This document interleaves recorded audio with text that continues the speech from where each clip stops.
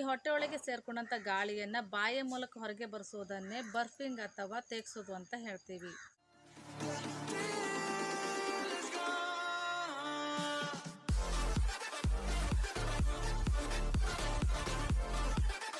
Hello friends, welcome to our channel. Friends, ಇವತ್ತಿನ ವಿಡಿಯೋದಲ್ಲಿ ನವಜಾತ ಶಿಶುಗಳಿಗೆ ಅಂದರೆ ಚಿಕ್ಕ ಮಗುವಿಗೆ ಬರ್ಫ್ ಬರ್ಸೋದು ಹೇಗೆ ಅಥವಾ ತೇಗ್ಸೋದು ಹೇಗೆ ಅಂತೇಳಿ ಈ ವಿಡಿಯೋದಲ್ಲಿ ತಿಳಿಸಿಕೊಡ್ತಾ ಇದ್ದೀನಿ. ಫ್ರೆಂಡ್ಸ್, ವಿಡಿಯೋನ ಸ್ಟಾರ್ಟ್ ಮಾಡೋದಕ್ಕಿಂತ ಮೊದಲು ಚಾನಲ್ನ ಯಾರಾದರೂ ಸಬ್ಸ್ಕ್ರೈಬ್ ಮಾಡದೆ ನೋಡ್ತಾ ಇದ್ದರೆ ಪ್ಲೀಸ್ ಚಾನಲ್ನ ಮೊದಲು ಸಬ್ಸ್ಕ್ರೈಬ್ ಮಾಡ್ಕೊಳ್ಳಿ.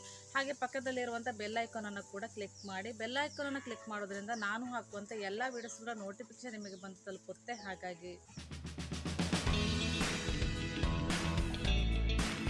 ಫ್ರೆಂಡ್, ನಾವೀಗ ಮೊದಲಿಗೆ ಮಗುವಿಗೆ ತೇಗ್ಸೋದು ಅಂದರೆ ಏನು ಅಂತ ತಿಳ್ಕೊಳ್ಳೋಣ. ಇವಾಗ ಚಿಕ್ಕ ಮಗುವಿಗೆ ಎದೆ ಹಾಲನ್ನು ನೀಡ್ತಾ ಇರ್ತೀವಿ. ಆವಾಗ ಏನಾಗುತ್ತೆ ಅಂದರೆ ಎದೆ ಹಾಲಿನ ಜೊತೆಗೆ ಗಾಳಿ ಕೂಡ ಹೊಟ್ಟೆಯೊಳಗೆ ಸೇರಿಕೊಳ್ಳುತ್ತೆ. ಹಾಗಾಗಿ ನಮಗೆ ಹಾಸ್ಪಿಟ್ಲಲ್ಲಿ ಕೂಡ ಹೇಳ್ತಾರೆ, ನೀವು ಎದೆ ಹಾಲನ್ನು ಕುಡಿಸ್ಬೇಕಾದ್ರೆ ನಿಪ್ಪಲ್ಸ್ನ ಕಪ್ಪು ಭಾಗ ಏನಿದೆ ನೋಡಿ ಅದಷ್ಟನ್ನು ಮಗುವಿನ ಬಾಯೊಳಗೆ ಹಾಕಿ ಅಂತೇಳಿ. ಹೀಗೆ ಮಾಡೋದ್ರಿಂದ ಏನಾಗುತ್ತೆ ಅಂದರೆ ಗಾಳಿ ಹೊಟ್ಟೆ ಒಳಗೆ ಹೋಗುವಂಥ ಚಾನ್ಸಸ್ ತುಂಬ ಕಮ್ಮಿ ಇರುತ್ತೆ. ಹಾಗಾಗಿ ಈ ಚಿಕ್ಕ ಮಗು ಎದೆ ಹಾಲಿನ ಜೊತೆಗೆ ಗಾಳಿಯನ್ನು ಕೂಡ ಹೊಟ್ಟೆಯೊಳಗೆ ಸೇವಿಸುತ್ತೆ. ಈ ಗಾಳಿಯನ್ನು ಹೊಟ್ಟೆಯೊಳಗೆ ಸೇವಿಸ್ಕೊಂಡಾಗ ಏನಾಗುತ್ತೆ ಅಂದರೆ ಹೊಟ್ಟೆಯಲ್ಲಿ ಗ್ಯಾಸ್ ಉಂಟಾಗುತ್ತೆ, ಅಜೀರ್ಣ ಉಂಟಾಗುತ್ತೆ, ಹಾಗೆ ತುಂಬಾ ಹೊಟ್ಟೆ ನೋವು ಕೂಡ ಉಂಟಾಗುತ್ತೆ. ಹಾಗಾಗಿ ಮಗು ತುಂಬ ಕಿರಿಕಿರಿ ಮಾಡ್ತಾ ಇರ್ತವೆ. ಆಲ್ಮೋಸ್ಟ್ ಮಗು ಅಳುತ್ತೆ ಅಂದರೆ ಇದೇ ಕಾರಣಕ್ಕೆ ಅಂತ ನಾವು ತಿಳ್ಕೊಳ್ಬೋದು. ಹಾಗಾಗಿ ಮಗುವಿಗೆ ಈ ಸಮಸ್ಯೆ ಏನು ಕೂಡ ಆಗಬಾರ್ದು ಅಂದರೆ ನಾವು ಮಗುವಿಗೆ ಬರ್ಫ್ ಬರ್ಸೋದು ಅಥವಾ ತೇಗ್ಸೋದು ತುಂಬಾ ಇಂಪಾರ್ಟೆಂಟ್ ಆಗಿರುತ್ತೆ. ಈ ಹೊಟ್ಟೆ ಒಳಗೆ ಸೇರ್ಕೊಂಡಂಥ ಗಾಳಿಯನ್ನು ಬಾಯಿಯ ಮೂಲಕ ಹೊರಗೆ ಬರಿಸೋದನ್ನೇ ಬರ್ಫಿಂಗ್ ಅಥವಾ ತೇಗ್ಸೋದು ಅಂತ ಹೇಳ್ತೀವಿ.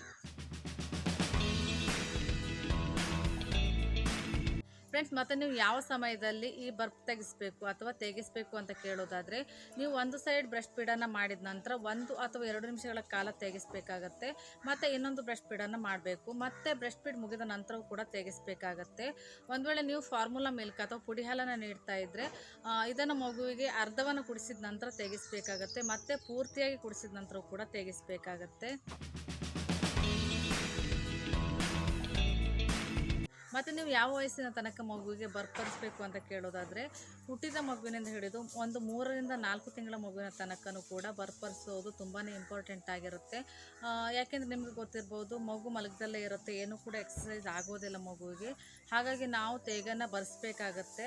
ಮತ್ತು ಹೋಗ್ತಾ ಹೋಗ್ತಾ ಮಕ್ಕಳು ಅಂದರೆ ದೊಡ್ಡವರಾಗ್ತಾ ಒಂದು 3 ರಿಂದ 4 ತಿಂಗಳು ಆಗ್ತಾ ಮಕ್ಕಳು ಕೌಚಿ ಹಾಕ್ಕೊಳ್ತಾರೆ, ಅಂದರೆ ಉಲ್ಟಾ ಹಾಕ್ಕೊಳ್ತಾರೆ, ಮತ್ತು ಅಂಬೆಗಾಲು ಇಡ್ತಾರೆ, ಮತ್ತು ನಡಿಲಿಕ್ಕೂ ಕೂಡ ಶುರು ಮಾಡ್ತಾರೆ. ಆವಾಗ ಅವರಿಗೆ ನಾವು ತೇಗಿಸ್ಬೇಕು ಅಂತ ಏನು ಇರೋದಿಲ್ಲ, ನ್ಯಾಚುರಲ್ ಆಗಿ ಅವರೇ ತೇಗ್ಬಿಡ್ತಾರೆ. ಹಾಗಾಗಿ ನಮಗೆ ತೇಗಿಸುವಂಥ ಅವಶ್ಯಕತೆ ಇರೋದಿಲ್ಲ.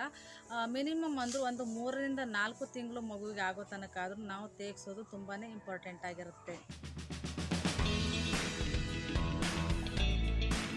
ಮತ್ತು ತುಂಬ ಜನರಿಗೆ ಇರುವಂಥ ಡೌಟ್ಸ್ ಏನು ಅಂದರೆ, ಮಗು ತೇಗದೇ ಇದ್ದವಾಗ ಏನು ಮಾಡಬೇಕು ಅಂಥೇಳಿ. ನನ್ನ ಮಗನೂ ಕೂಡ ಹಾಗೇನೆ ಒಂದೊಂದು ಸರಿ ತೇಗ್ತಾರೆ, ಇನ್ನೊಂದು ಸರಿ ತೇಗೋದಿಲ್ಲ.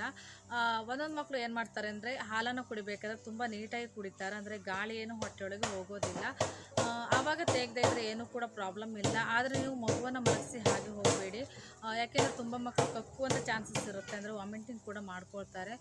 ವಾಮಿಟಿಂಗ್ ಮಾಡಬೇಕಾದ್ರೆ ಮೂಗಿನೊಳಗೆ ಹೋಗ್ಬೋದು ಮತ್ತು ಕಿವಿಯೊಳಗೆ ಕೂಡ ಹೋಗ್ಬೋದು. ಹಾಗಾಗಿ ನೀವು ಸ್ವಲ್ಪ ಅಬ್ಸರ್ವ್ ಮಾಡ್ತಾ ಇರಬೇಕಾಗತ್ತೆ ಮಗುವನ್ನು. ಮತ್ತು ನಮ್ಮ ಕಡೆ ಹಿರಿಯರು ಏನು ಹೇಳ್ತಾರೆ ಅಂದರೆ, ಅಕಸ್ಮಾತಾಗಿ ಮಗು ತೇಗದೇ ಇದ್ದ ಟೈಮ್ನಲ್ಲಿ ಮಗು ಕೈ ಏನಿದೆ ಅಲ್ವಾ ಈ ರೀತಿ ಎಳಿಬೇಕು, ಎಳೆದು ಮತ್ತೆ ತೇಗಿಸ್ಲಿಕ್ಕೆ ಟ್ರೈ ಮಾಡಬೇಕು, ಆವಾಗ ತೇಗ್ತಾರೆ ಅಂತ ಹೇಳ್ತಾರೆ.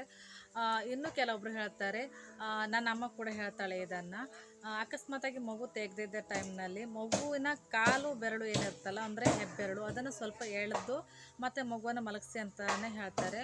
ನನಗೆ ಗೊತ್ತಿಲ್ಲ ಇದು ಎಷ್ಟರ ಮಟ್ಟಿಗೆ ನಿಜ ಅಂತೇಳಿ, ಆದರೆ ನಾನು ಕೂಡ ಇದನ್ನೇ ಫಾಲೋ ಮಾಡ್ತೀನಿ. ಯಾಕೆಂದರೆ ಇದನ್ನು ಫಾಲೋ ಮಾಡೋದ್ರಿಂದ ನಮಗೆ ಏನೂ ಕೂಡ ನಷ್ಟ ಇಲ್ವಲ್ಲ, ಹಾಗಾಗಿ ನಾನು ಕೂಡ ಇದನ್ನು ಫಾಲೋ ಮಾಡ್ತೀನಿ.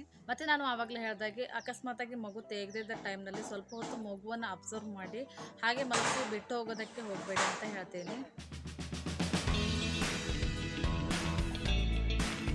ಮತ್ತು ಇವಾಗ ಮಗುವಿಗೆ ತೇಗಿಸುವಂಥ ವಿಧಾನವನ್ನು ನೋಡೋಣ. ಇದು ತುಂಬ ಜನರಿಗೆ ಗೊತ್ತಿರ್ಬೋದು, ಇನ್ನು ಕೆಲವರಿಗೆ ಗೊತ್ತಿದ್ದೂ ಕೂಡ ಇರ್ಬೋದು. ಹಾಗಾಗಿ ನಾನು ಇದನ್ನು ಶೇರ್ ಮಾಡ್ತಾ ಇದ್ದೀನಿ ಇವತ್ತು. ನಾನು ಇವತ್ತು ಸಿಂಪಲ್ಲಾಗಿ ಒಂದು 3 ವಿಧಾನವನ್ನು ತೋರಿಸ್ತೀನಿ. ಬನ್ನಿ ಹಾಗಿದ್ರೆ ಯಾವುದೆಲ್ಲ ಆ ವಿಧಾನ ಅಂತ ನೋಡ್ಕೊಂಡು ಬರೋಣ. ಫ್ರೆಂಡ್ಸ್, ನೀವು ಮೊದಲನೇದಾಗಿ ಮಗುವನ್ನು ಶೋಲ್ಡರ್ ಮೇಲೆ ಹಾಕ್ಕೊಳ್ಳಿ. ಶೋಲ್ಡರ್ ಮೇಲೆ ಹಾಕ್ಕೊಂಡು ನಿಧಾನವಾಗಿ ಪೆನ್ನನ್ನು ಈ ರೀತಿ ಪಡಿಬೇಕಾಗತ್ತೆ.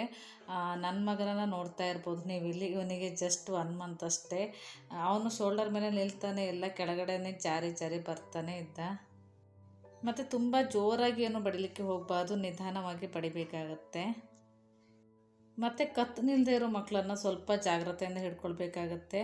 ಯಾಕೆಂದರೆ ಕತ್ತು ಆ ಕಡೆ ಈ ಕಡೆ ಎಲ್ಲ ವಾಲಾಡುತ್ತೆ. ಹಾಗಾಗಿ ಸ್ವಲ್ಪ ಜಾಗ್ರತೆಯಿಂದ ಈ ರೀತಿ ಮಾಡಬೇಕಾಗತ್ತೆ. ಮತ್ತು ನೆಕ್ಸ್ಟ್ ನೀವು ಈ ರೀತಿಯಾಗಿ ವಾಕಿಂಗನ್ನು ಮಾಡ್ತಾ ಕೂಡ ತೆಗಿಸ್ಲಿಕ್ಕೆ ಟ್ರೈ ಮಾಡ್ಬೋದು. ಈ ಮೆಥಡ್ ತುಂಬ ಇಷ್ಟ ಆಗುತ್ತೆ ಮಕ್ಕಳಿಗೆ. ನಾವು ನಡೆದಾಡ್ತಾ ಇದ್ದರೆ ಮಕ್ಕಳಿಗೆ ತಾವೇ ನಡೆದಾಡ್ತಾ ಇದ್ದೀವೇನೋ ಅನ್ನುವಂಥ ಫೀಲಿಂಗ್ ಕೂಡ ಬರುತ್ತೆ. ಹಾಗಾಗಿ ಇದನ್ನು ಕೂಡ ನೀವು ಟ್ರೈ ಮಾಡ್ಬೋದು. ಮತ್ತು ನೀವು ಈ ರೀತಿ ಮಗುವನ್ನು ಕಾಲು ಮೇಲೆ ಕೂರಿಸ್ಕೊಂಡು ನಿಧಾನವಾಗಿ ಬೆನ್ನಿನ ಮೇಲೆ ಬಡಿದು ತೇಗಿಸ್ಬೋದು. ಮತ್ತು ಈ ರೀತಿ ಮಾಡಬೇಕಾದ್ರೆ ನೀವು ಮಗುವಿನ ಬೆನ್ನನ್ನು ಸ್ಟ್ರೈಟಾಗಿ ಇಟ್ಕೊಳ್ಬೇಕಾಗತ್ತೆ. ಮತ್ತು ನೆಕ್ಸ್ಟ್ ಇನ್ನೊಂದು ಮೆಥಡ್, ಮಗುವನ್ನು ಈ ರೀತಿಯಾಗಿ ಉಲ್ಟಾ ಹಾಕಿ ಮಗುವಿನ ಬೆನ್ನಿನ ಮೇಲೆ ನಿಧಾನವಾಗಿ ಬಡಿಬೇಕಾಗತ್ತೆ. ಆ ಮಗುವನ್ನು ಉಲ್ಟಾ ಹಾಕಬೇಕಿದ್ರೆ ತುಂಬಾ ಜಾಗ್ರತೆಯಿಂದ ಹಾಕಬೇಕಾಗತ್ತೆ. ಯಾಕೆಂದರೆ ಚಿಕ್ಕ ಮಗು ಅಲ್ವಾ. ಹಾಗಾಗಿ ನಿಮಗೆ ಏನಾದರೂ ಈ ರೀತಿ ಮಾಡಲಿಕ್ಕೆ ಭಯ ಆದರೆ ನಾನು ತೋರಿಸಿದ ಮೊದಲನೇ 2 ಮೆಥಡನ್ನು ನೀವು ಫಾಲೋ ಮಾಡಿ ಮಗುವನ್ನು ತೇಗಿಸ್ಬೋದು. ಫ್ರೆಂಡ್ಸ್, ಇದಾಗಿತ್ತು ಇವತ್ತಿನ ವಿಡಿಯೋ. ಐ ಹೋಪ್ ಈ ವಿಡಿಯೋ ನಿಮಗೆ ಯೂಸ್ಫುಲ್ ಆಗಿದೆ ಅಂತ ಅಂದ್ಕೊಳ್ತೀನಿ. ಯೂಸ್ಫುಲ್ ಆಗಿದೆ ಪ್ಲೀಸ್ ಒಂದು ಲೈಕ್ ಮಾಡಿ. ಹಾಗೆ ಯಾರಾದರೂ ನ್ಯೂ ಪೇರೆಂಟ್ಸ್ ಇದ್ದರೆ ಈ ವಿಡಿಯೋನ ಅವರಿಗೂ ಕೂಡ ಶೇರ್ ಮಾಡಿ, ಅವರಿಗೂ ಕೂಡ ಹೆಲ್ಪ್ ಆಗ್ಬೋದು. ಮತ್ತೆ ಸಿಗ್ತೀನಿ ಇನ್ನೊಂದು ಇಂಟ್ರೆಸ್ಟಿಂಗ್ ವಿಡಿಯೋದೊಂದಿಗೆ. ಅಲ್ಲಿ ತನಕ ಟೇಕ್ ಕೇರ್ ಆ್ಯಂಡ್ ಬಾಯ್.